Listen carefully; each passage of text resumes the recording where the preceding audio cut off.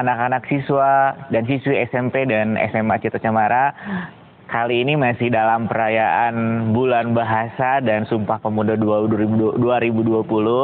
Nah, di segmen kali ini, di acara kali ini, saya dan narasumber akan bahas mengenai substansi dan nilai-nilai dari Sumpah Pemuda. Nah, mungkin ini kedua kalinya nih saya memanggil atau mengundang narasumber tersebut. Siapa dia? Mari kita langsung aja datangkan narasumbernya ke studio kita.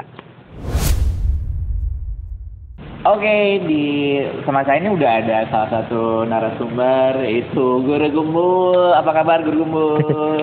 Oke. Baik. Apa kabar? Sehat? Salam. Oh, salam gini ya. Oke. Nah, kali ini tuh kita kedua kalinya kita ya ngobrol seperti. Kedua kalinya waktu pertama itu waktu Agustusan, itu kita bahas di balik proklamasi. Jadi waktu itu kita bahas orang-orang yang nggak bahas ya fakta-fakta menarik ataupun peristiwa-peristiwa menarik. Nah, kali ini juga mungkin nggak akan jauh beda.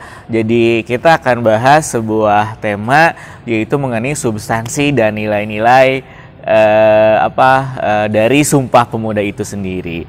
Oke, tapi sebelumnya kayak mau kita sapa dulu ya. Guru Gumbul sekarang ini sibuk apa nih? Lebih santai dulu lah. Kita kebetulan kita dapat tempat yang agak beda. Biasanya kita di ruangan, tapi kali ini kita rada outdoor ya. Kayaknya lebih sejuk, lebih adem gitu ya, supaya ngobrol juga enak. Ya. Ini pertanyaannya ngedadak nggak di briefingin dulu. Kegiatan saya sekarang mengajar, ngasuh anak sama ngasuh istri. Kemudian bisnis kecil-kecilan beberapa yang semuanya hampir gagal. Itu kameramennya ikut ketawa. Iya, dan bikin video, bikin untuk konten YouTube. Tapi yang konten YouTube sebenarnya juga nggak terlalu makan waktu sih. Jadi udah terjadwal ya bikin video YouTube-nya ya. Oke. Nah, salah satu yang menarik kalau pemirsa lihat ya, salah satu beberapa ataupun dari YouTube channelnya Guru Gumbul itu bahasanya menarik kalau saya lihat. Ada dari segi filsafat, agama juga dibahas, kebangsaan juga dibahas, kemudian juga sejarah-sejarah bangsa lain juga dia dibahas, ataupun ya banyak lah ya tentang filsafat, politik juga kalau saya lihat juga ada sejarah juga, kebangsaan juga. Nah, ini menandakan bahwa memang Guru Gumbul ini wawasannya sangat luas sekali gitu ya. Kalau saya lihat juga, jadi nggak salah nih kalau kita mengundang kedua kali pemirsa bahwa Guru Gumbul dalam mengundang Guru Gumbul kedua kali untuk kita bahas mengenai Sumpah Pemuda yang akan dirayakan tanggal 28 Oktober. Oke. Nah, kita langsung aja ke bahasan kita. Bicara Sumpah Pemuda, bicara kemudian kesatuan para pemuda gitu ya, semangat bersatu dari Sumpah Pemuda itu. Tapi kita juga harus lihat dulu sih bagaimana, kan kalau bicara Sumpah Pemuda ada yang istilahnya itu ada kesadaran nasional, ada kebangkitan nasional gitu kan. Sebelum proklamasi. Nah, sebenarnya awalnya itu mulai munculnya itu mungkin dari zamannya Hindia Belanda ya. Mulai muncul nasionalismenya itu dari mulai Hindia Belanda. Apakah itu mulai muncul atau misalkan karena Belanda itu mulai kemudian mulai berpolitik dengan yang namanya nation, ataupun seperti apa sih awal mulanya itu kayak gitu? Istilah politik dengan istilah ideologi, istilah sejarah itu kadang-kadang memiliki definisi yang sangat berbeda. Dalam sudut pandang filsafat pun sebenarnya juga ini berbeda. Jadi begini, Baraya, teman-teman semua, Indonesia mengenal nasionalisme sebagai sebuah ide itu diperkenalkannya oleh Belanda. Oleh Belanda. Jadi hal yang sangat ironi adalah bahwa penjajah kita lah yang memperkenalkan paham kebebasan dalam artian nasionalisme itu sendiri. Kalau kita ngambil dari sudut pandang ideologi yang diperkenalkan. Tetapi sesungguhnya ide tentang penyatuan wilayah itu sudah ada jauh sebelumnya. Jadi begini, apa nama Indonesia? Apa nama bangsa ini? Namanya Indonesia. Tetapi itu diperkenalkan oleh antropolog asing. Oke, sebentar saya Dulu tuh kan belum ada nama Indonesia. Nggak ada. Belum ada nama Indonesia kan. Nah dulu tuh setahu saya ada namanya Nusantara. Itu kan zamannya Majapahit kalau tidak salah. Nah itu tuh gimana sih sebenarnya? Sebenarnya namanya bisa yang paling tua itu Dwi Pantara. Dwi Pantara. Dwi Saya baru dengar nih. Dwi Pantara itu. Iya. Masa zaman itu jauh. Jadi itu zaman ketika teks Ramayana dituliskan. Jadi tahun sekitar 1000 atau 500-an tahun sebelum Masehi. Nah, wilayah yang kita kenal sekarang itu Dwi Pantara. Atau ada juga istilah Yunani, Agrippa. Iya, tapi maksudnya adalah kepulauan padi, kepulauan beras, atau Agrippa itu berarti kepulauan emas. Karena di Indonesia, jadi kita sekarang pakai istilah Indonesia aja ya, walaupun merujuk pada peristiwa yang sangat masa lampau gitu. Bangsa kita itu sebenarnya sudah bangsa yang sangat dikenal sejak masa lampau, tetapi kita tidak memiliki kebiasaan untuk menulis. Sehingga identitas-identitas masa lalu kita itu biasanya bisa kita ketahui dari catatan-catatan asing, catatan-catatan luar. Karena kita tidak terbiasa untuk menulis.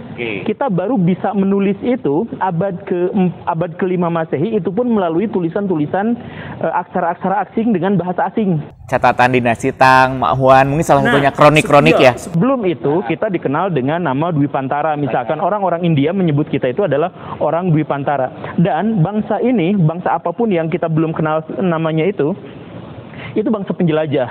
Jadi kan dulu ya ada salah satu teori yang membingungkan bagaimana ceritanya Hindu masuk ke Nusantara misalkan. Kalau disebarkannya sama orang India itu dalam tanda kutip hampir mustahil, karena orang-orang India semakin tinggi kastanya semakin banyak pantangannya, diantaranya adalah tidak boleh nyebrang lautan. Nah di Indonesia Hindu itu nggak boleh nyebrang lautan. Iya, yang Brahmananya.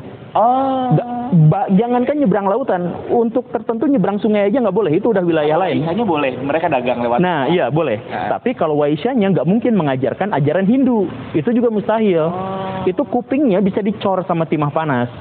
Dalam beberapa tradisi ya, tidak semuanya, tapi dalam beberapa tradisi itu pelanggaran yang sangat luar biasa.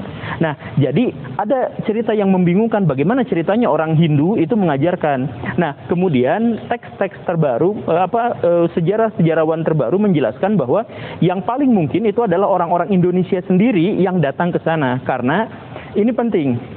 Kapal layar itu bentuk layarnya seperti itu, yang dipakai secara internasional, yang kapal-kapal tradisional ya, itu blueprintnya dari pelayar-pelayar Nusantara.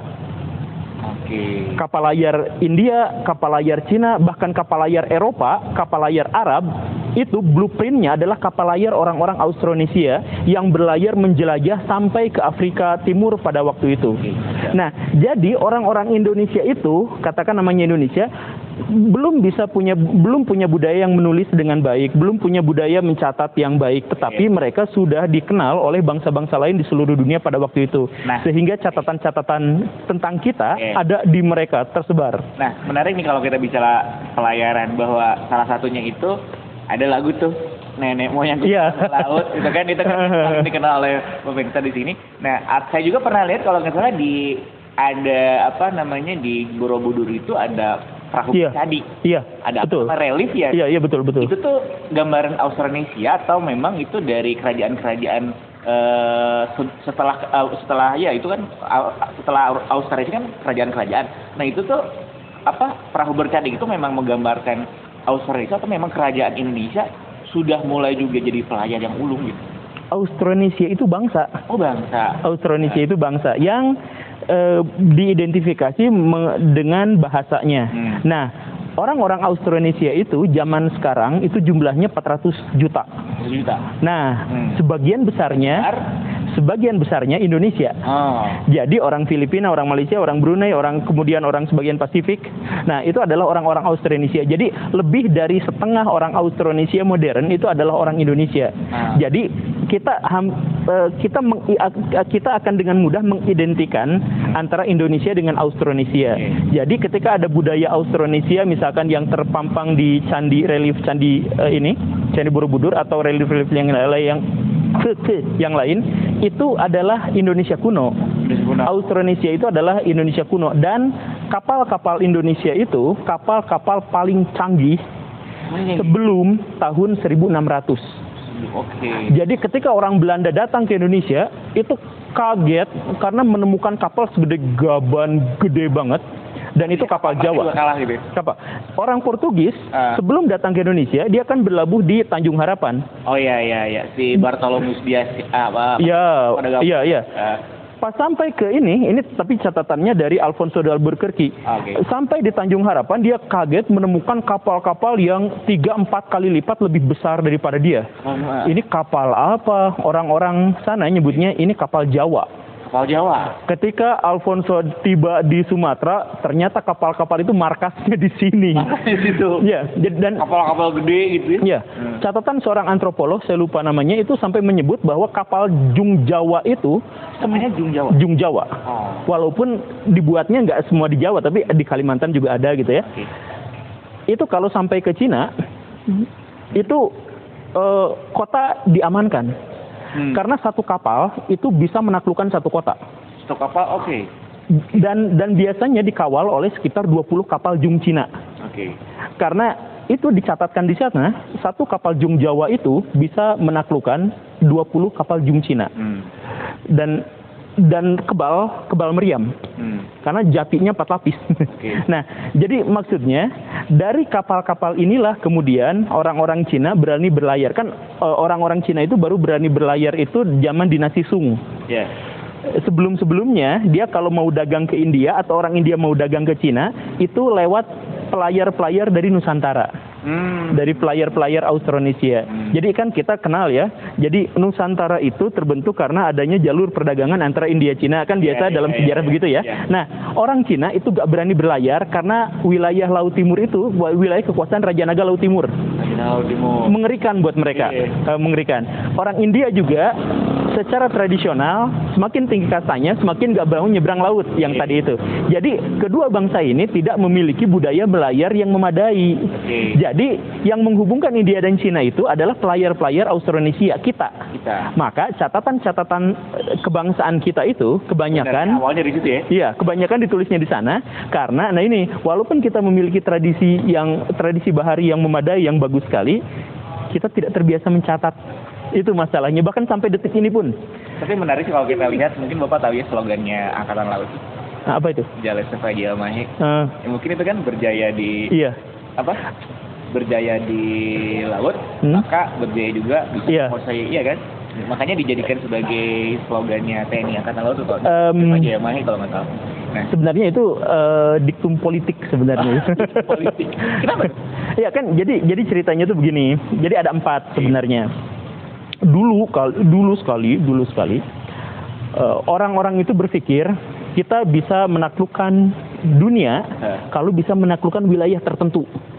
Nah, dulu ya. Dulu. Ini yang dipakai oleh misalkan kekaisaran Rusia dan kemudian kekaisaran Nazi.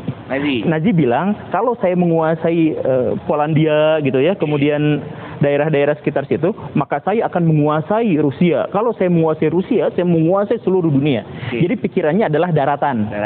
Nah, kemudian ada lagi yang lain, Inggris. Kalau saya bisa menaklukkan lautan, maka saya bisa menaklukkan seluruh dunia. Makanya Inggris berlayar. Nanti ada juga satu lagi Amerika Serikat, udara. Jadi saya naklukin udara, maka saya menaklukkan dunia gitu. Jadi ya itu mungkin dipakai sama ini.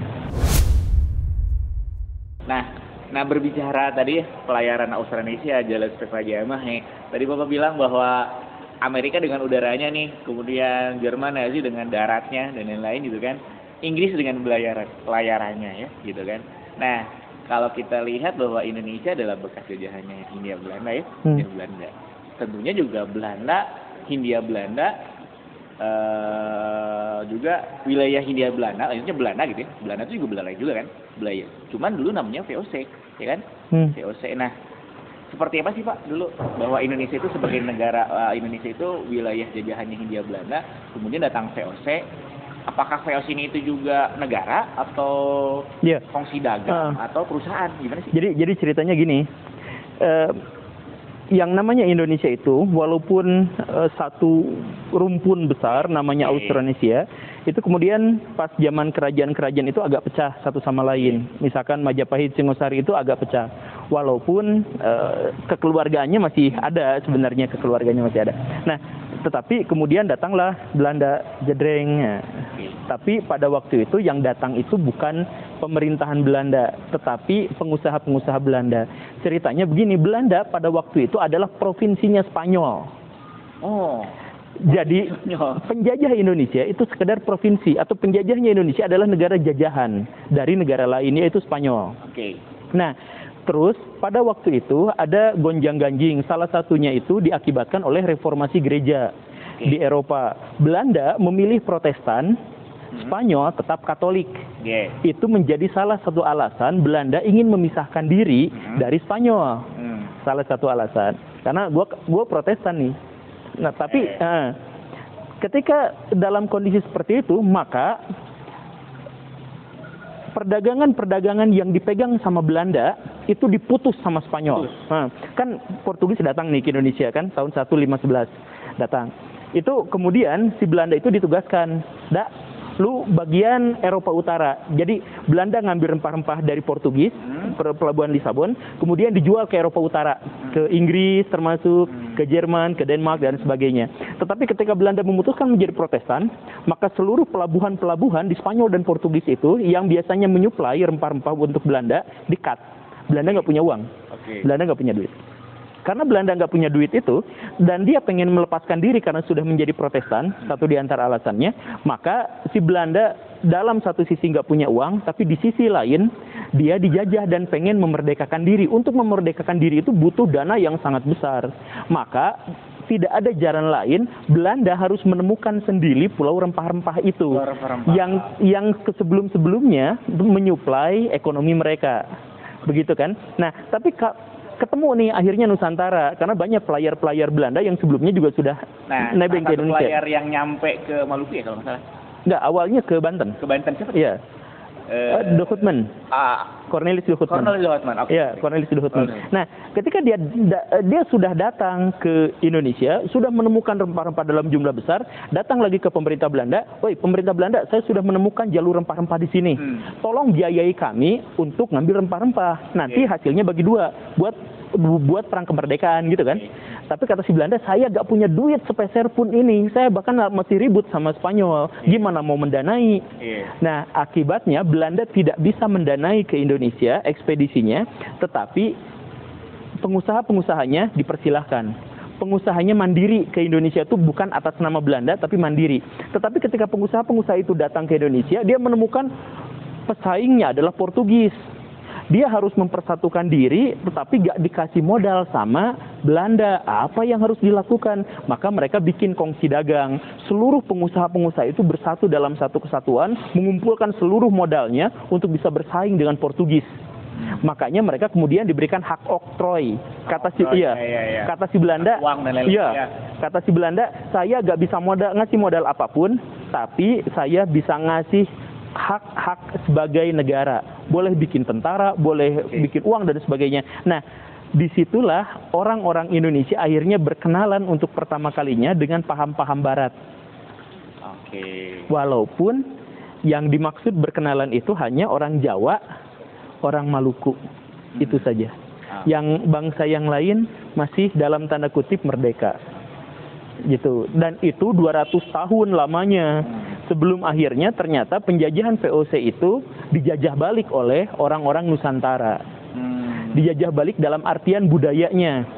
Budaya orang Belanda itu misalkan politiknya adalah negara itu milik bersama, itu adalah bersama-sama milik rakyat.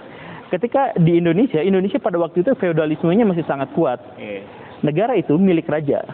Jadi di Indonesia tidak ada istilah korupsi kalau pelakunya adalah raja. Karena memang ya sama seperti negara-negara di seluruh dunia sebenarnya pada waktu itu, negara ini milik raja. Ketika si VOC lihat, saya juga pengen dong kayak raja gitu. Jadi ini uang banyak. Karena berpikirnya perusahaan, uang banyak, tapi ini milik perusahaan, setorin ke perusahaan, begitu kan?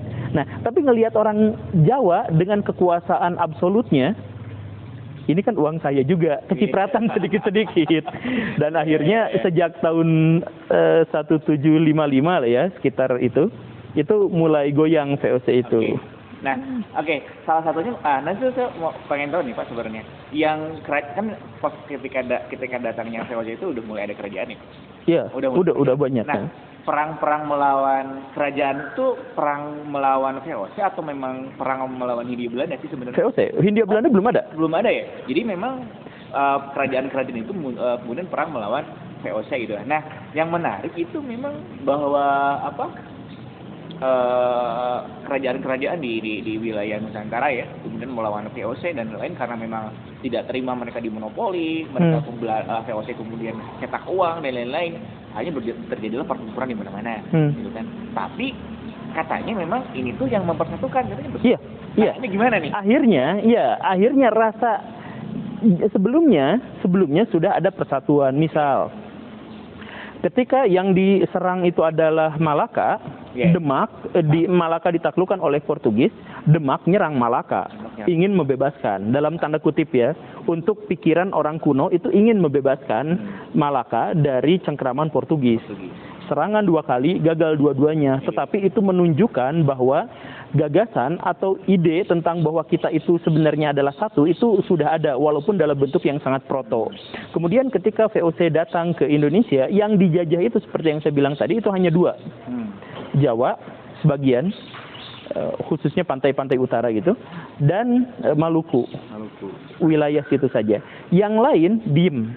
Tetapi walaupun yang lain diem, pihak-pihak yang lain itu sudah mulai mempersiapkan kemungkinan adanya ancaman dari VOC. Maka muncul kecil-kecilan penolakan terhadap orang-orang bule sebenarnya di Nusantara pada waktu itu, tapi belum menjadi nyata. Nah, karena VOC juga pada waktu itu memperkenalkan dirinya sebagai company. Nah, biasa kan kita nyebutnya company, kita nyebutnya company. Bahasa saduran ya, jadinya company. Iya. Company itu adalah perusahaan ya kan? Company ya, perusahaan. Nah, selesai. Kemudian VOC hilang. Yang dimaksud dengan Hindia Belanda atau penjajahan Belanda itu baru kita rasakan tahun 1816. Baru kita rasakan. Dan ketika pertama kali merasakan penjajahan Belanda itu, kita semua berontak. Padri 18 Padri ya? Iya, saudara itu ya? Iya, Perang Padri. Itu 1821. Yang sebelumnya lagi Saparua 1817. Kemudian Pangeran Diponegoro melakukan perlawanan 1825. Katanya Perang Jawa itu paling dahsyat itu ya memang. Selama 5 tahun ya? Iya. Paling dahsyat dan paling banyak yang dilihat dari jumlah korbannya ya. Dilihat dari jumlah korbannya. Yang salah satu juga yang paling bikin trauma dan akhirnya menyebabkan Belanda berhenti untuk ngurusin budaya. Jadi si Belanda sejak saat itu berpikir, saya akan menjajah Indonesia ekonominya doang. Selain itu saya nggak mau. Bahkan kegiatan kristenisasi itu dilarang untuk beberapa tahun di Jawa karena khawatir kalau masalahnya budaya yang disentuh itu ributnya besar. Jadi Jawa itu ekonomi diporotin nggak apa-apa. Ekonomi nggak apa-apa. Tapi kalau sudah budaya disentuh, wah itu luar biasa ya. Itu cari masalah. Makanya Belanda sejak saat itu tuh bikin masjid dibantuin sama Belanda. Iya, karena takut itu. Tapi intinya, nah, pergolakan itu mulai membuat masyarakat mengidentifikasi diri bahwa kami adalah orang pribumi, itu adalah bangsa penjajah, bangsa asing. Karena sebelumnya tidak pernah ada cerita penjajahan semacam ini. Anggaplah Majapahit pernah menaklukkan Bali. Tetapi Bali tidak pernah berpikir bahwa saya dijajah oleh bangsa asing. Saya hanya dijajah oleh politikus asing. Paling mungkin begitu. Ya, gagasan protonya gitu. Tetapi ketika orang Belanda, bahasanya beda, budayanya beda, akar politiknya berbeda, pemikirannya juga berbeda, ciri-ciri fisiknya juga berbeda. Kemudian mereka menjajah dan memperkenalkan sistem monopoli, memperkenalkan sistem liberal dan sebagainya. Orang-orang Indonesia kuno mengidentifikasi kami adalah kami dengan rupa seperti itu, mereka adalah mereka dengan rupa seperti itu. Jadi akhirnya gagasan proto-nasionalisme itu mulai munculnya di situ. Jadi gagasan awalnya di situ ya. Yang seperti di awal saya ceritakan tadi itu, ternyata nasionalisme yang kita pahami sekarang itu memang diperkenalkan langsung ataupun tidak langsung oleh Belanda. Iya. Nah ini mungkin ya salah satu yang menarik itu ngobrol sama guru-guru kayak gini. Jadi banyak hal yang kita belum tahu ternyata oh seperti ini gitu kan. Nah sekarang kita bicara mengenai ini Pak pergerakan nasionalisme gitu ya. Kan salah satunya kalau tidak salah munculnya kesadaran nasional, kebangkitan nasional itu era-eranya ada istilahnya itu Douwe Dekker ya kalau nggak salah. Ada Van de Venter gitu kan, era-eranya Douwe Dekker, Van de Venter, kemudian ada pendidikan kolonial dan lain-lain. Nah salah satu juga tokoh-tokoh pribumi, tokoh-tokoh nasional itu ada Soekarno, Yamin, Hatta, Tarjiman, kemudian ada organisasi PKI dan lain-lain. Nah yang pertama sih Pak, bagaimana sih tokoh-tokoh nasional menilai nasionalisme ini? Yang pertama nih Soekarno kayak gimana sih menilai nation atau nasionalisme ini sendiri? Pertama, saya pengen sampaikan dulu bahwa nasionalisme yang kita pahami itu nasionalisme dari Barat, yang tadi itu. Tetapi kemudian menjadi sebuah ideologi yang kemudian kita terima itu gara-gara Amerika Serikat. Gara-gara Amerika Serikat? Iya. Jadi Amerika Serikat menyatakan kemerdekaan. Jadi Amerika Serikat itu memperkenalkan satu gagasan yang nasionalisme geografis. Beda sama yang lain. Jadi gini, Amerika itu adalah negara koloni Inggris. Betul ya? Makanya bahasa mereka, rupa mereka, budaya mereka, tradisi mereka, gagasan intelektual dan politik mereka itu juga adalah Inggris. Makanya kan mereka tuh mengusir pribumi mereka sendiri kan? Iya. Kalau nggak salah, suku aslinya bahkan diusir. Iya. Jadi gitu. Itu kemerdekaan Amerika itu sebenarnya penjajahan Amerika fix gitu. Nah, tetapi kemudian gara-gara pajak, gara-gara hak, mereka akhirnya memutuskan memisahkan diri. Artinya nasionalisme itu mengkhianati nasionalisme. Jadi maksudnya nasionalisme itu adalah gagasan bahwa kita harus bersatu berdasarkan paham kebangsaan. Apa yang dimaksud dengan bangsa? Kalau kita punya ciri fisik serupa, bahasa serupa, budaya serupa, maka itu satu bangsa disebutnya. Nah, Amerika Serikat satu bangsa, satu budaya, satu bahasa, satu tradisi, satu sejarah dengan Inggris, tapi memisahkan diri karena secara geografis mereka terpisah dan karena mereka selalu dizolimi dalam faktor ekonomi, kan begitu ceritanya. Nah, ini akhirnya memunculkan nasionalisme versi baru yang mengkhianati nasionalisme lama. Nah, Amerika Serikat muncul kemudian sebagai negara demokrasi, negara yang mengkhianati negara monarki. Nah, ketika Amerika ingin melepaskan diri, si Prancis ikutan.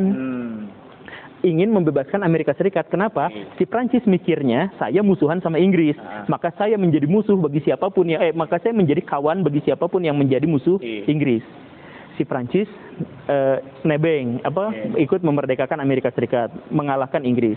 Tapi si Prancis ketularan, maka nanti ada revolusi Prancis. Prancis jadi negara demokrasi dengan menganut nasionalisme dengan gagasan yang seperti Amerika Serikat. Nah, si Prancis nanti dalam revolusi Prancis itu menaklukkan Belanda.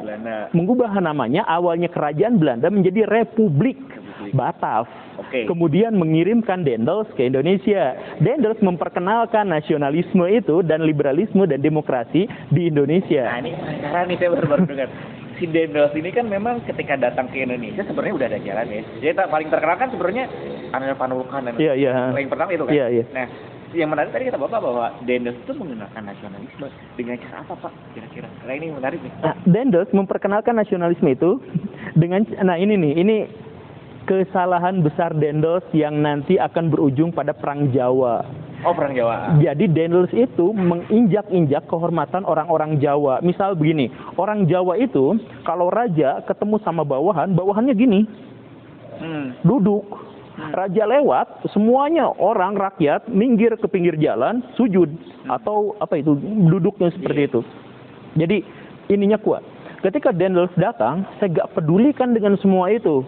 Utusan saya yang orang Belanda, kalau ngobrol sama orang Jawa, sama Raja Jawa, itu harus setara. Kalau Raja Jawanya duduk di kursi, utusan saya juga harus duduk di kursi. Nah, ini, kenapa si Daendels seperti itu? Daendels itu seorang radikalis. Demokrasi. Wow, apa tuh? Maksudnya dia sangat keranjingan dengan cita-cita revolusi Prancis. Karena memang ya dari awalnya dari revolusi Prancis. Iya. Dia orang Belanda.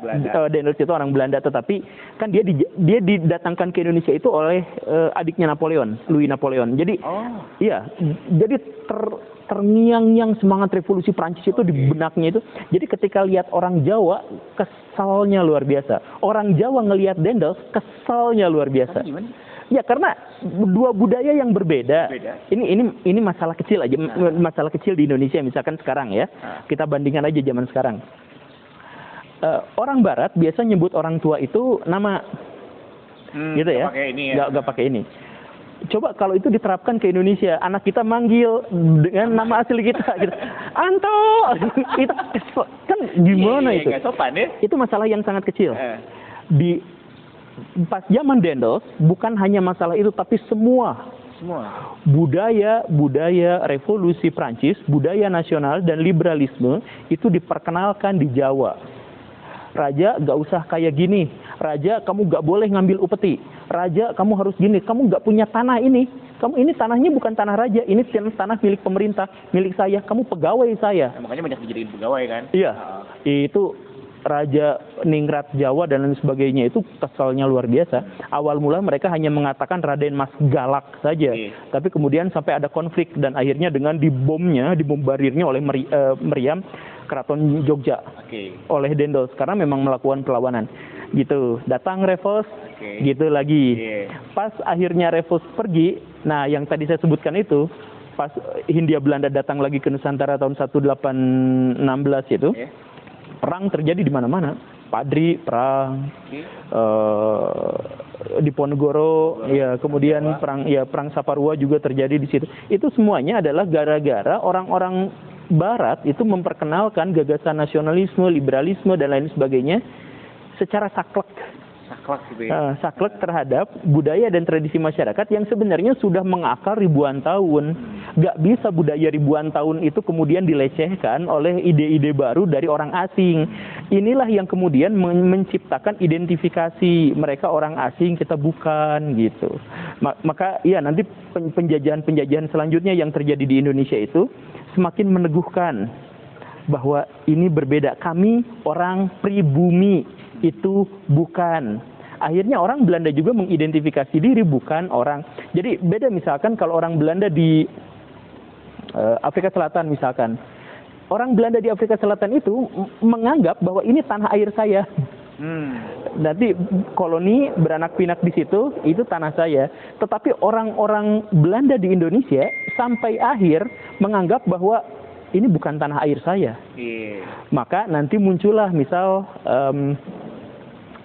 Ernest Doesdecker atau yang kita kenal sebagai Setiabudi. Itu sejak kecil Setiabudi itu berkenalan dengan budaya yang membentur-benturkan status dirinya.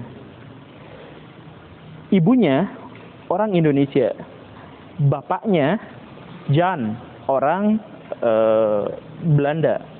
Ketika dia main sama orang pribumi, kamu bukan bagian dari kami. Dibully. Ketika dia main sama anak-anak orang Belanda, ketika dia main sama orang Belanda juga dibully. Kamu bukan bagian dari kami. Kenapa? Karena memang ibunya Jawa. Jadi setengah-setengah. Maka inilah ide nasionalisme yang paling kuat menurut saya, yang pengaruhnya paling signifikan dalam bingkai gagasan perorangan, menurut saya itu adalah gagasannya Setiabudi atau Doesdecker. Karena dia bilang sejak saat itu bahwa siapakah orang Indonesia? Dia nanya itu, karena itu pengalaman masa kecilnya. Siapakah orang Indonesia? Apakah orang Jawa yang bentuknya seperti ini, Cina yang bentuknya seperti ini, Belanda yang bentuknya? Bukan. Orang Indonesia itu adalah orang yang tinggal di sini dan sumpah setia pada Indonesia. Tak peduli bagaimanapun warna kulitnya, tak peduli bagaimanapun bahasanya. Menarik. Nah ini benar ya. Jadi sebenarnya memang secara gak langsung ya, Belanda itu mengajarkan nasionalisme. Lahirlah Ernest dengan gaya seperti itu. Bahkan dia lebih condong bahwa dia mengaku Indonesianis ya. Kayak gitu ya. Lebih senang bahwa saya Indonesia bukan Belanda. Dia ngaku pada akhirnya saya orang Indonesia. Dia ganti seluruh identitas yang paling mungkin dia ganti. Nama dia ganti, agama dia ganti, dia kan jadi mualaf. Namanya kan jadi Danu Dirja Setia Budi. Setia Budi itu maksudnya saya setia pada budi pekerti dan mengkhianati kebangsaan saya. Menarik nih ya. Jadi memang masanya Hindia Belanda.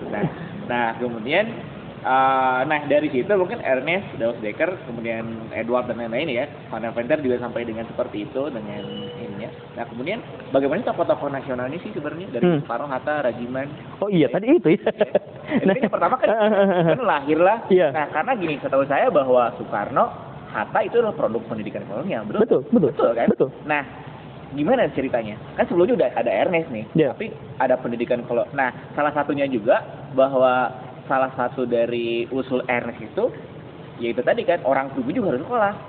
Mana orang-orang tertentu kan, kan nggak semua orang-orang bisa sekolah. Akhirnya dari situ Soekarno mulai sekolah, kemudian Hatta usul sekolah, bahkan juga sampai ke Belanda kan kalau nggak salah. Nah itu awal nasionalisme orang-orang yang kayak Soekarno, Hatta ini tuh gimana sih?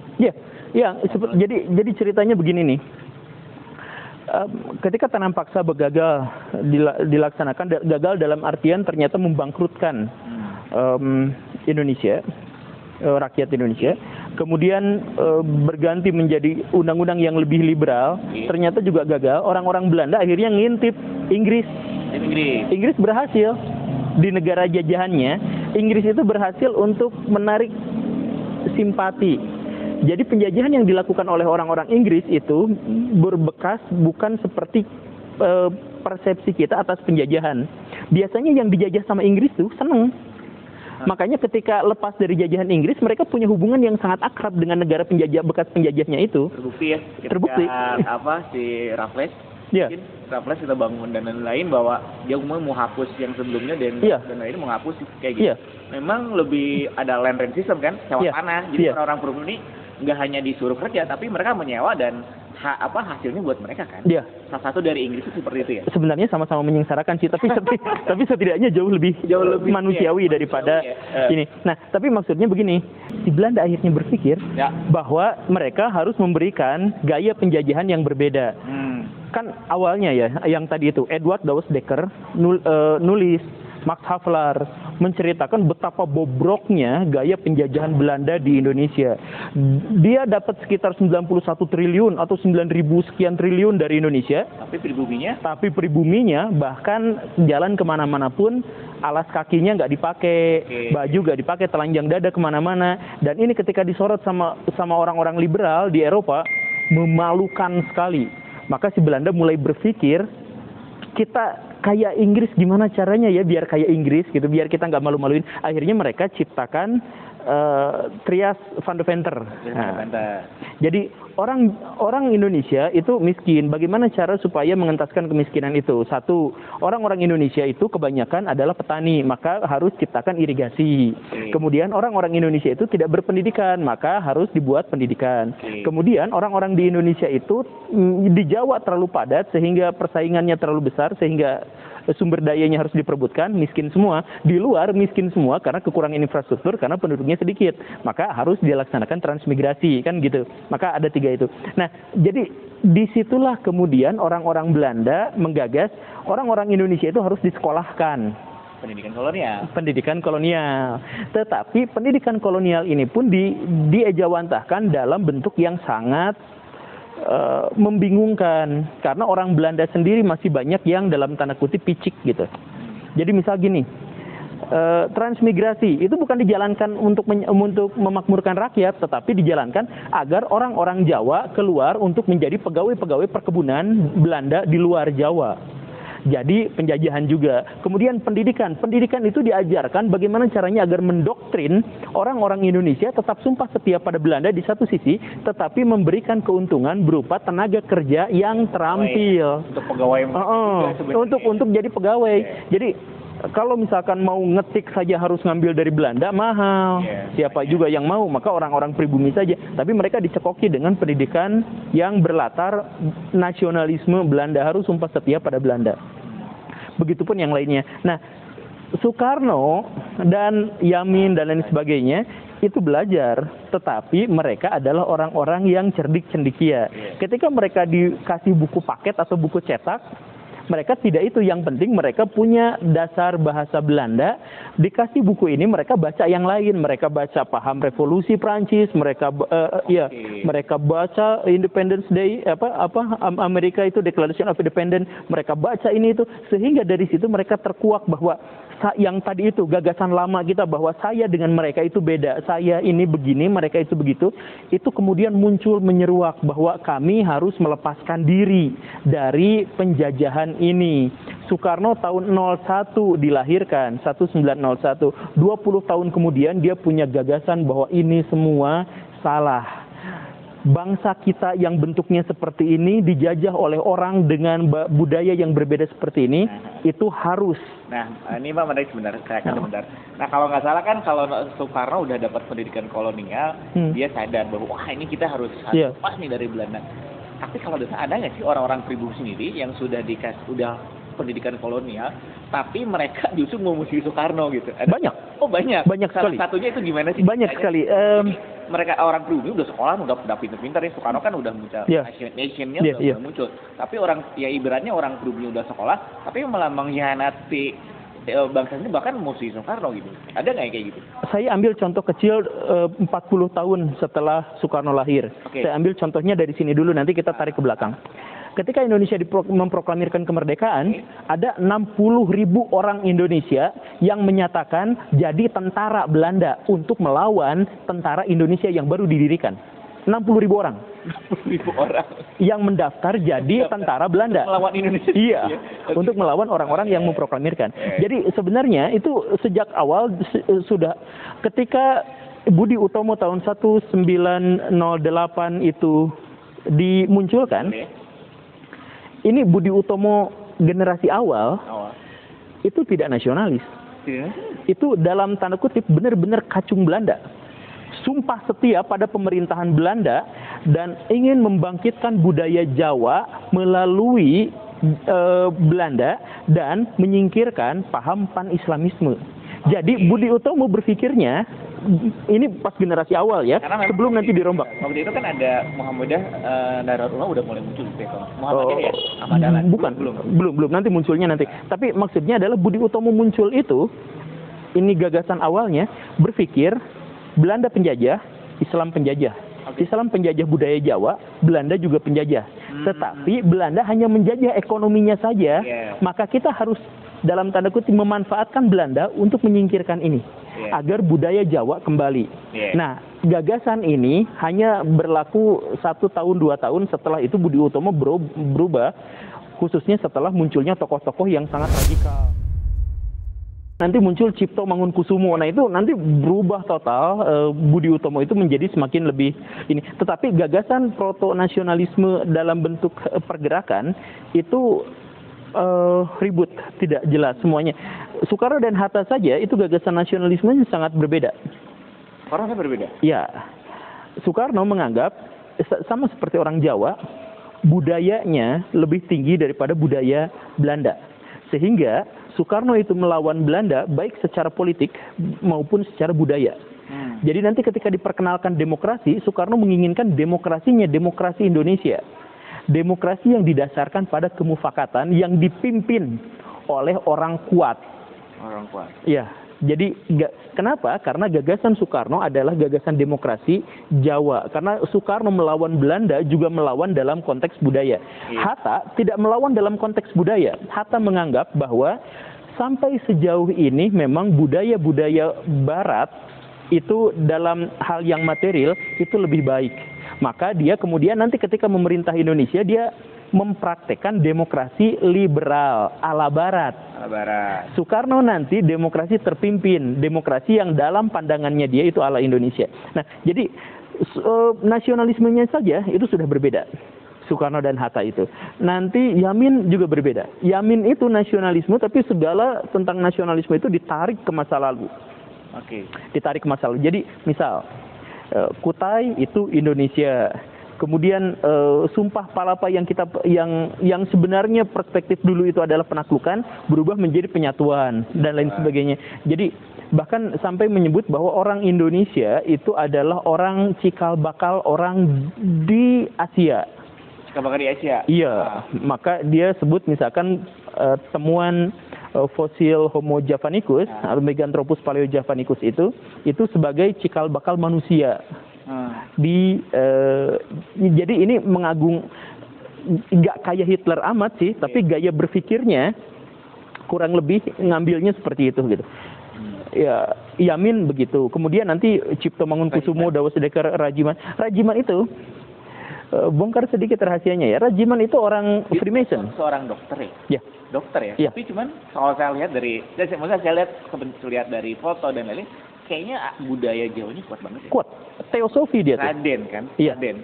Gimana Pak? Jadi Rajiman itu teosofi, sangat terpengaruh oleh gagasan-gagasan teosofi. Gagasan teosofi itu kebatinan tetapi dengan polesan yang lebih modern, yaitu dikenal dengan teosofi. Ya, ini sebenarnya definisi teosofi macam-macam ya, beda.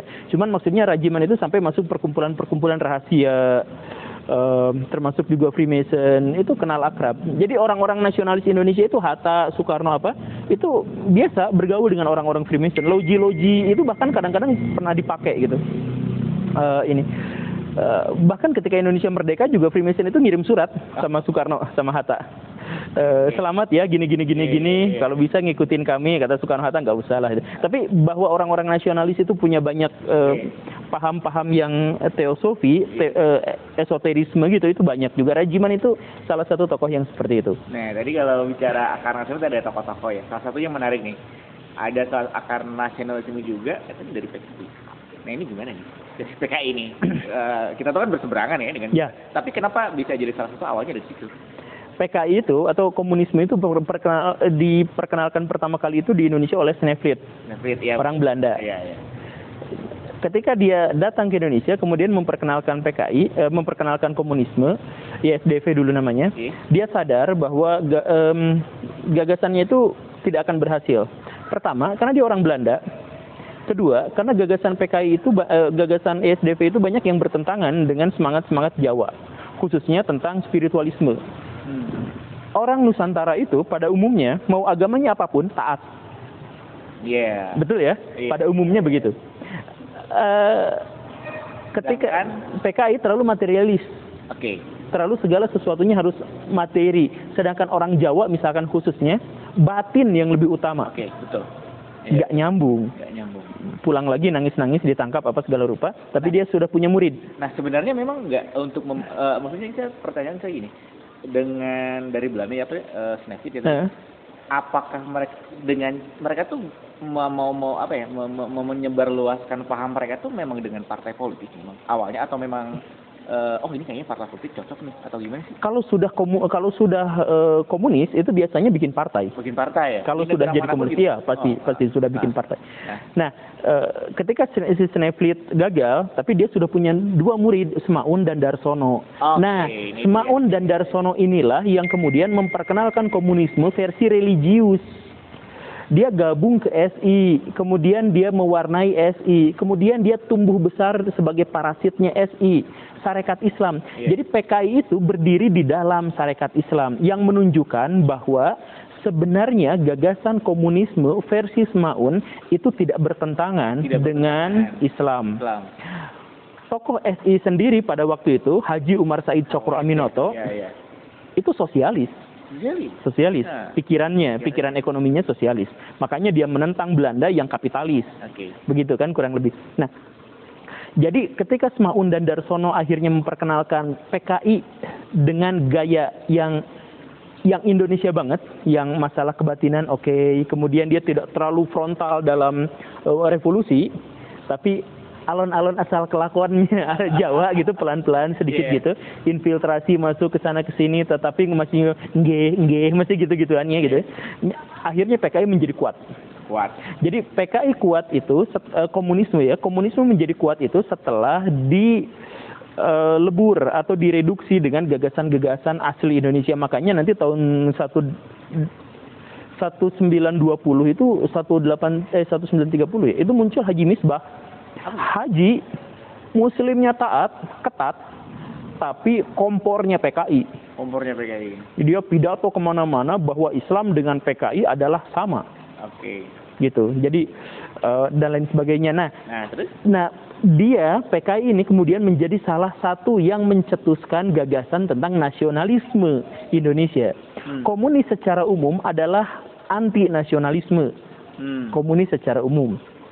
Tetapi komunisme di Indonesia, dia salah satu yang memperjuangkan nasionalisme karena sudah dibalut oleh. Jadi ini maaf ya, untuk kebanyakan orang Indonesia mungkin ini nggak enak gitu, nggak lazim. Tapi kenyataannya tokoh-tokoh nanti komunis di Indonesia itu banyak yang menjadi tokoh nasional. Iya, misal Tan Malaka itu penggagas nasionalisme dan demokrasi ala Indonesia, diakui. Garuda Pancasila itu yang bikin orang komunis. Dan lain sebagainya. Kemudian ketika nanti ada pemberontakan komunis tahun 26 digagalkan sama Belanda, itu menjadi salah satu tonggak pikiran Soekarno bahwa komunisme itu adalah nasionalis. Maka nanti ketika Soekarno ngomong jas merah, jangan sekali-kali melupakan sejarah. Jas merah ini, jangan sekali-kali melupakan sejarah. Dia sebenarnya sedang melakukan pembelaan pada komunis. Jadi ketika ada yang menyerang, ini PKI nggak becus, PKI nggak benar, PKI tidak nasionalis dan sebagainya, Soekarno bilang jangan sekali-kali melupakan sejarah. Maksudnya di masa lampau, orang-orang komunislah salah satu di antara sekian banyak yang memperjuangkan nasionalisme Indonesia. Begitu. Jadi bahkan nanti muncul lagi PKI sampai 2 kali kan. Tahun 48 muncul berontak, dihapuskan. Nanti muncul lagi tahun 65, dihapuskan lagi. Nah baru tahun 65 PKI benar-benar menjadi haram. Tapi sebelum itu PKI itu ya partai biasa saja. Partai yang tidak dianggap bagaimana ekstrim, tapi tidak dianggap sangat berlebihan. Ya, begitulah. Nah akhirnya dari situlah muncul nasionalisme juga ya. Ya, dan PKI adalah partai pertama atau organisasi pertama yang menggunakan nama Indonesia. Nama Indonesia itu diperkenalkan sama Logan, sama Ern, sama siapa gitu. PKI Partai Komunis Indonesia, maksudnya gitu? Iya, iya. Gitu ya? Yang lain nggak pernah. Nggak pernah. Secara individu, yang pertama kali menggunakan nama Indonesia itu Ki Hajar Dewantara. Yang pertama memperkenalkan. Kemudian nanti banyak lagi berikutnya. Tetapi kemudian organisasi pertama itu PKI. Dan kemudian nanti Hatta ikutan, PI, Perhimpunan Indonesia. Nah, jadi nama Indonesia itu nama yang oleh antropolog masih diperdebatkan, tetapi kemudian disepakati oleh orang-orang di Indonesia. Salah satunya tonggaknya adalah ketika PKI menggunakan nama Indonesia itu. Kan sebelumnya yang tadi itu ada Insulinde, Hindia Belanda, Hindia Belakang, Hindia Timur, kemudian apalagi yang tadi Nusantara, Dwipantara, dan lain sebagainya.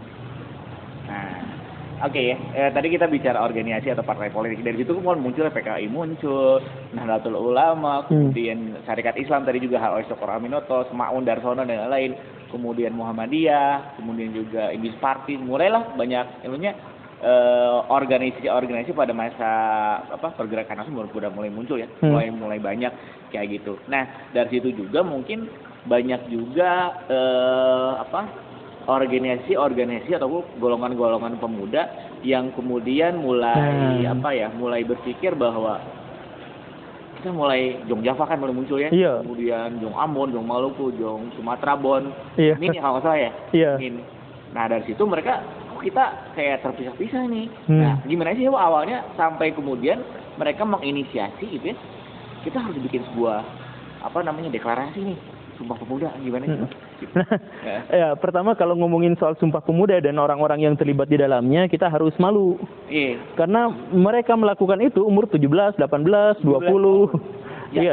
Yamin salah satu yang paling tua. Yamin itu berarti umurnya berapa ya? 24 atau 25 karena dia kelahiran tahun 03. Tahun 03, 28 berarti 25 tahun. 25 tahun. Nah, 25 tahun. Soekarno pada waktu itu 27 tahun mau ikutan nggak usah, udah ketuaan. Padahal 27. 27 dianggap ketuaan gitu. Nah, jadi itu semuanya adalah pemuda dan kebanyakan orang-orang yang hadir di sana itu adalah levelnya untuk ukuran zaman sekarang mungkin SMA atau baru lulus atau kuliah awal gitu, 17, 18, 19, 20 gitu. Nah, kenapa mereka menyatukan diri itu? Karena tadi semangat nasionalisme kan yang tadi itu ya, gagasan-gagasan tentang Indonesia, tentang nasionalisme itu sudah mulai awal 07, 08 itu sudah ada Syarikat Islam. Nah ini tadi sedikit klarifikasi sedikit. Yang tadi dimaksud dengan sarekat Islam, Islamnya itu bukan agama Islam. Hah? Artinya pribumi. Oh. Karena pada waktu itu, yang tadi itu nama Indonesia, nama insul ini itu belum disepakati. Jadi masih bingung apa ya? Yang bukan Belanda, yang bukan apa? Maka nama Islam yang dimaksud itu artinya pribumi. Oke. Jadi sarekat pribumi. Kalau Tapi kan sarekat dagang Islam juga bukan. sama sarekat dagang Islam itu artinya sarekat dagang pribumi. Oh. Kalau diartikan zaman sekarang gitu. Karena zaman dulu identiknya pribumi ya Islam gitu. Khususnya di Jawa ya. Iya, identiknya dulu seperti itu. Nah, tapi kan itu nama. Jadi gagasan tentang nasionalismenya bahwa kita berbeda sama pemerintah kita itu sudah ada. Kemudian nanti makin menguat lagi tahun 20 itu sudah sangat kuat tentang nasionalisme Indonesia, tentang kemerdekaan Indonesia. Tahun 20 itu sudah sangat kuat. PKI, PI semuanya itu koran-koran pada waktu itu juga sudah banyak yang mengistilahkan dengan sebutan Indonesia dan bahwa kita harus merdeka. Kenapa begitu? Karena tahun 20 itu adalah akhir dari Perang Dunia I. Perang Dunia I itu sebenarnya berakhirnya tahun 18, kemudian selesai semuanya termasuk dengan perundingan-perundingan tahun 19, tahun 20 itu sudah selesai, dan di situ banyak peristiwa-peristiwa yang menunjukkan kemenangan nasionalis, kalangan nasionalis. Misalkan di Turki, kekhalifahan runtuh berubah menjadi nasionalisme Turki. Jepang kemudian berhasil mengalahkan Rusia tahun 05 dan seterusnya. Nah, orang-orang Indonesia akhirnya berpikir bahwa kita pun bisa seperti itu, menjadi nasion. Tapi nasion kita itu apa? Nah, maka orang-orang tadi itu dari Jawa, dari Sumatera, dari Maluku, dibangun ya ibaratnya. Iya, kita juga bisa kayak gitu, tetapi berada dalam satu kesatuan seperti yang digagas oleh Douwe Dekker. Bahwa kita ini itu tuh memang ada kaitannya sama Douwe Dekker ya? Ada kaitannya. Nasionalisme bukan memandang ras, suku, warna kulit, mungkin karena terinspirasi dari situ, dari Douwe Dekker. Banyak inspirasinya, termasuk Suhardi Suryaningrat juga kan. Pokoknya 3 orang itu radikalnya luar biasa tuh. Radikal secara ini ya. Nasionalismenya itu udah radikal, walaupun namanya belum jelas apanya, tapi radikalnya udah ini. Nah, kalangan pemuda itu identik dengan yang radikal-radikal kan ya. Nah itu ya kita juga harus bersatu dong. Akhirnya dikumpulkan mahasiswa atau kepanduan pramuka ya, pramukanya zaman dulu. Ini gabung ke sini di Jakarta, akhirnya ngadain rapat 3 hari. Awalnya tahun 26 kan. Tapi tahun 26 Kongres Pemuda itu nggak banyak menghasilkan apapun. Nah akhirnya nggak seru, setahun kemudian kumpul-kumpul lagi, yuk kita laksanakan lagi. Setahun kemudian tahun 28 itu dilaksanakan di bawah pengawasan ketat Belanda. Masih kontrol Belanda ya. Itu Belanda sebenarnya ketakutannya itu waktu itu. Merasa takut ini ada sebuah perkumpulan dari berbagai daerah, jangan-jangan mau ini nih atau gimana sih? Belanda menjadi sangat represif itu setelah tahun 26. Setelah Sumpah Pemuda? Sebelum. Jadi tahun Sumpah Pemuda itu tahun 28. Nah, setelah tahun 26 itu represif. Sebelumnya biasa-biasa aja. Emang kenapa gitu? Jadi sebelum tahun 26 itu merdeka, ada yang gitu-gitu di pinggir jalan gitu. Orang Belanda lewat, merdeka, acuhin aja. Siapa sih mereka? Mereka nggak mungkin bisa merdeka. Emang gitu doang gitu ya? Nggak bersatu ibaratnya? Selamanya mereka nggak akan merdeka. Tapi setelah 26 ada pemberontakan PKI. Atas nama Partai Komunis Indonesia. Ini semuanya dibubarin. Semua hal yang terkait dengan kegiatan-kegiatan politik itu harus dibubarkan. Nah, ini pemuda. Pemuda ikut dalam kongres, kemudian gini gitu, maka diawasi. Jadi kan pesertanya itu 700 kongres tuh. Beberapa di antaranya adalah pengawas Belanda, pemerintah Belanda. Jadi ikutan gitu. Ikutan di situ. Tapi hanya sekedar mengawas. Makanya Kongres Pemuda itu sampai dilaksanakannya pindah-pindah kan 3 kali. Itu sampai kongres yang kedua itu tanggal 28-nya kan tanggal 28 itu dilaksanakannya 2 kali di 2 tempat yang berbeda. Itu di Bredel sama Belanda, dibubarin. Itu diambil semua ininya. Dokumen, naskah apa semuanya. Makanya kalau lihat berapa orang yang ikutan Kongres Pemuda gitu ya, biasanya dicantumkannya 82 atau 71 biasanya. Padahal yang ikutan 700. Karena absennya itu hilang, diambil sama Belanda semua. Nah Pak, ketika udah pada ini nih ya, tadi Belanda sudah sebelum 26 seperti itu reaksinya, 28. Sebenarnya mereka itu memang ketika, maksudnya kan terpisah-pisah ya, itu tuh sebenarnya sampai kemudian membuat sebuah pernyataan Sumpah Pemuda Kami Bangsa Indonesia, itu tuh sudah direncanakan, misalkan Jong Sumatera Bon ya, oke kita kumpul di Jakarta nanti bakalan kayak gini-gini ini, atau memang ngedadak atau memang gimana sih situasinya? Dari tahun 26 kita sudah punya gagasan ngumpul untuk mendeklarasikan itu. Tetapi yang kita sebut sekarang yang 3 itu tentang tanah air, kebangsaan dan bahasa itu Yamin. Oke. Yamin yang bikin naskahnya, kasihin ke orang, setuju, udah setuju semuanya. Nah, tapi ini semangat di belakangnya, agak unik. Kenapa semuanya setuju? Karena mereka menolak perdebatan. Katanya kongres harusnya banyak perdebatan. Tapi sejak awal dikatakan bahwa ini adalah kongres nasionalisme. Maka segala sesuatu yang terkait dengan nasionalisme jangan diributin, jangan diperdebatkan. Jadi kongresnya nggak ada perdebatan. Ada perdebatan kecil dari Jong Islamik, ada perdebatan sedikit di situ, tapi langsung aja tanda tangan semuanya. Beda sama yang dulu, beda setelahnya ya. Kalau kita lihat BPUPKI. Oh iya, debatnya ribut. Golongan Islam, golongan nasionalis kan debat, tapi kalau itu nggak ada. Karena mereka sudah diambang akhir mencapai kemerdekaan. Ini ya mau apa pokoknya mah kita nasionalisme aja dulu gitu. Makanya di sini ini juga ada yang unik. Di situ dikatakan menjunjung tinggi bahasa persatuan bahasa Indonesia. Hanya Yamin yang pada waktu itu bisa dengan lancar bahasa Indonesia. Yang lain itu pas kongresnya bahasa Belanda semuanya.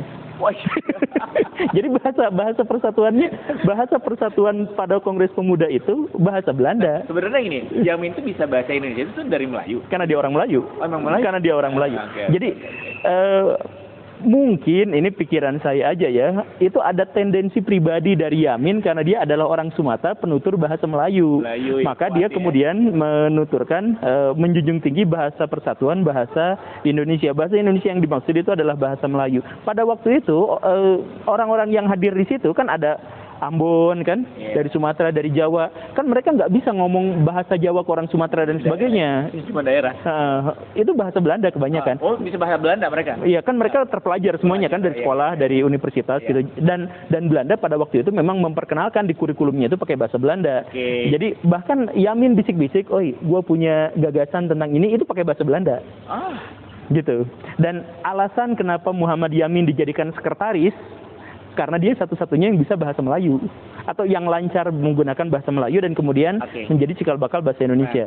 Kita bicara Sumpah Pemuda nih, sudah nanyain. Nah, yang menarik sih yang jadi pertanyaan saya tuh, artinya kan mereka deklarasi ya, kami bahasa mereka bahasa Indonesia menyatain ya. Yang sebelumnya Belanda kan. Nah, Belanda kan artinya bahasa Belanda sudah ini bangsa, tanah air dan lain-lain sebenarnya kayak gitu. Nah, kita lihat dampaknya sebenarnya. Berarti kan itu sebuah perlawanan ya? Iya. Perlawanan. Nyatakan perlawanan. Yang menarik tuh Pak, saya pengen tahu reaksi Belanda itu kebakaran jenggot atau memang mereka langsung bereaksi gimana sih? Koreksi sedikit ya, sebenarnya gini, bahasa nasional kita itu punya bahasa persatuan sejak zaman dulu itu bahasa Melayu itu benar, tapi itu bahasa perdagangan. Bahasa dagang. Malaka dan lain gitu ya? Iya, jadi orang Maluku itu nggak bisa bahasa Melayu, tetapi para pedagangnya yang muter-muter di ini pasti bisa bahasa Melayu, karena ini bahasa persatuan, lingua francanya. Nah, tapi itu sekedar bahasa ini, dagang. Kemudian pas zaman Belanda mengubah. Dengan metode pendidikannya itu, dia paksakan bahasa Belanda semuanya dipakai. Nah, jadi di kelas di mana-mana. Makanya kalangan pelajar, kalangan kepanduan yang tadi itu, waktu Kongres Pemuda pakai bahasa Belanda. Karena mereka bukan pedagang, mereka nggak banyak yang bisa bahasa nasional gitu. Nah, terus tadi Belanda apa? Reaksi Belandanya.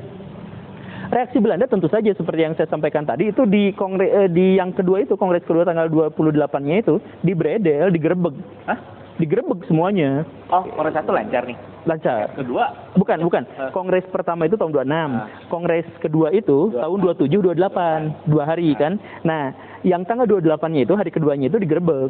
Semuanya diambil. Nah, makanya yang saya bilang tadi itu di awal, pesertanya 700, tapi di absen yang sampai kita kenal sekarang itu paling cuma 71 atau 82, karena mungkin kertas-kertasnya diambil semua, sisa kebagian kertas halaman pertama gitu. Atau sebaliknya. Jadi Belanda pada waktu itu memang takut luar biasa pada gagasan-gagasan nasionalisme di Indonesia. Jadi semua hal yang terkait dengan nasionalisme Indonesia sebisa mungkin dihilangkan. Jadi bahkan nanti ini Wage Rudolf Supratman. Nah, menarik Pak, ya, menarik. Ini masuk. Nah, salah satu peristiwa itu adalah dinyanyikannya lagu Indonesia Raya. Tidak. Oh, tidak. Tidak dinyanyikan. Tidak dinyanyikan. Nah, maksudnya kan kalau kita lihat dulu dinyanyikan di situ. Nah, gimana sih Pak? Nah, ini yang agak salah paham itu sebenarnya nggak dinyanyikan. Nggak ada liriknya. Kan kalau kita lihat kan sambil main biola. Iya. Gitu. Jadi itu ada di situ kan dikelilingi sama orang Belanda. Situasinya berbeda ya? Iya, situasinya berbeda. Jadi pada waktu itu dikelilingin sama orang-orang Belanda karena sudah beres digerebek. So, kongres lagi, tapi gue pelototin sama orang Belanda gitu.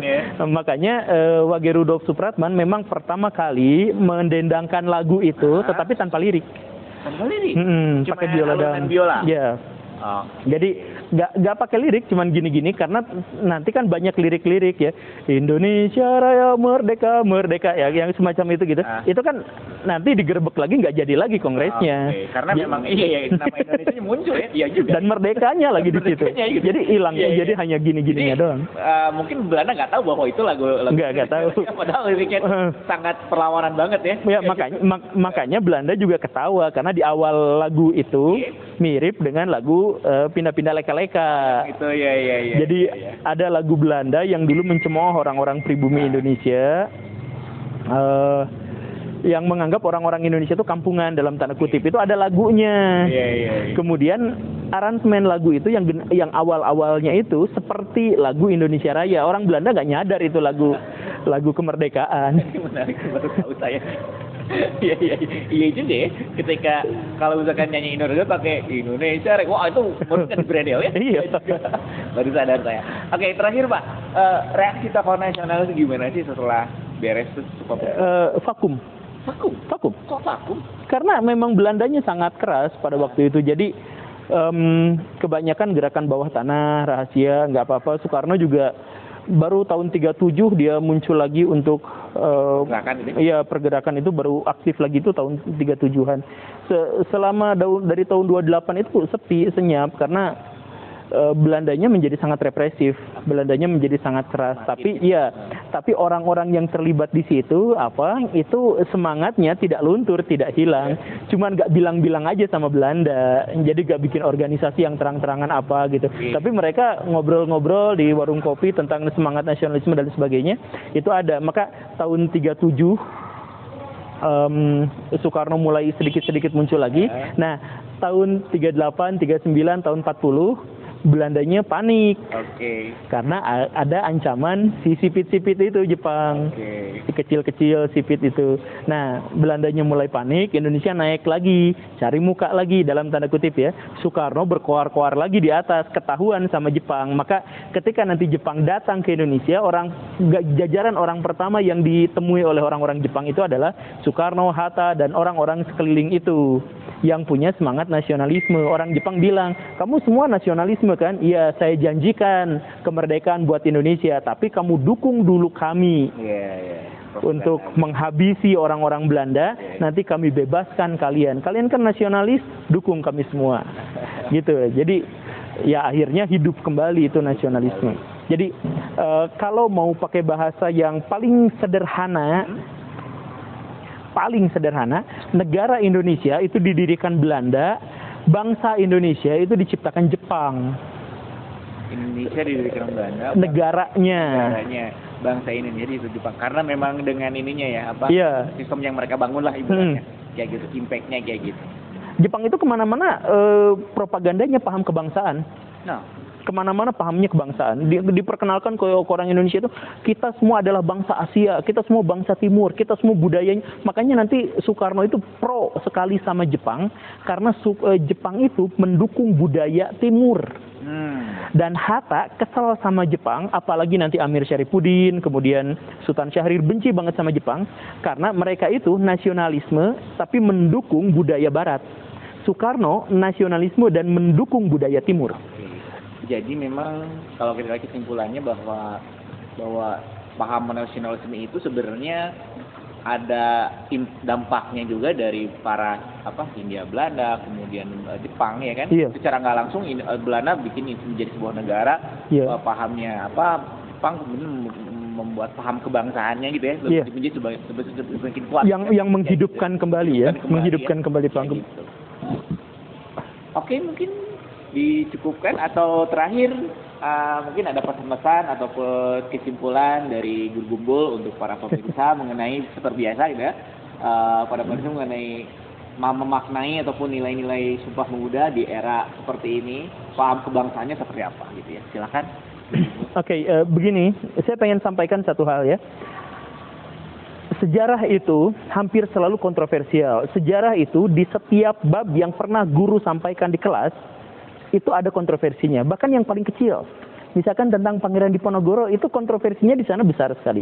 Nah, jadi ketika para sejarawan atau ketika kita berbicara tentang sejarah, akan ada terlalu banyak hal yang kontroversial, yang masa gini, yang tadi PKI masa gitu, yang Jepang masa gitu, dan lain sebagainya. Itu umum, itu wajar. Tetapi sejarah tidak disampaikan untuk itu. Sejarah disampaikan untuk memberikan kepada kita pemahaman apa yang sesungguhnya menjadi identitas kita, dan sejarah itu disampaikan untuk membuat kita bersiap untuk menghadapi masa depan.